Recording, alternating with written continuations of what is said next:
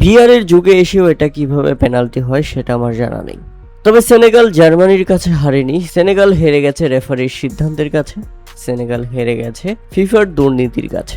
শেষ 3 মিনিটে বেলজিয়াম যে গোল 2টা করেছে সেটা সেনেগাল মেনে নিতে পারবে, কারণ সেগুলো এসেছে নিজেদের দোষের কারণেই। কিন্তু এক্সট্রা টাইমে একদম শেষের দিকে পেনাল্টিটা হজম করতে পারবে না তারা। ব্যাপারটা একেবারে জঘন্য, প্রচন্ড হার্শ ডিসিশন ছিল। আপনাদের কাছে কি মনে হয়েছে জানি না, কিন্তু আমার কাছে প্রচন্ড খারাপ লেগেছে সেনেগালের জন্য।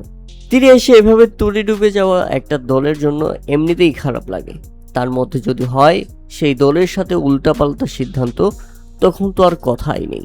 তাতে বোঝাই যাচ্ছে ফুটবলটা আসলে একদম ফানি গেম, কখনো আনফায়ার ডিসিশন, আবার কখনো প্রচন্ড ইমোশনাল। পেপ হোসেন গার্ডিওলা যেটা বলে গেছেন যে ফুটবল এখন সবকিছুই সম্ভব ফিফার দ্বারা, ফুটবল আর আগের সংস্কৃতিতে নেই। তাতে যে বেলজিয়ামের বিপক্ষে আজকের ম্যাচে সেনেগালের সাথে যেটা হয়েছে সবার কাছেই স্পষ্ট। প্রিয় দর্শক, আপনাদের মতামত অবশ্যই আমাদের কমেন্ট করে জানাবেন।